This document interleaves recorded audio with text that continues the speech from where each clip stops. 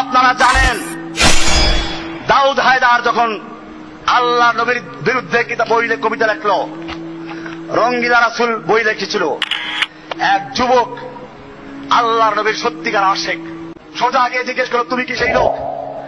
মনে করলো আমার একজন ভক্ত পাওয়া গেছে, তুমি কি আমার মোহাম্মদ সাল্লাল্লাহু আলাইহি ওয়াসাল্লামের বিরুদ্ধে বই লিখেছিলে, সেই লোক তুমি? হ্যাঁ। আস্তে ছুরিটা বের করে বুকে ঢুকিয়ে দিয়েছে। যুবককে গ্রেফতার করা হয়েছিল।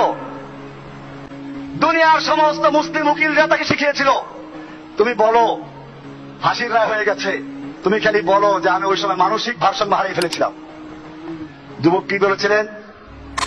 যুবক আল্লাহর বলেছিলেন, আমি স্বেচ্ছায় স্বজ্ঞানে সুস্থ অবস্থায় এই লোককে হত্যা করেছি, কারণ যেই ব্যক্তি আমার নবীকে গালি দিয়েছে, আমার নবীর বিরুদ্ধে বই কলম দ্বারা সাহস করেছে, আমার নবীর মহব্বতের তাকাদা ছিল, সেই লোককে দুনিয়া থেকে বিদায় করে দেওয়া, আমি সেজন্য বুঝে শুনে সুস্থ স্বজ্ঞানে হত্যা করেছি।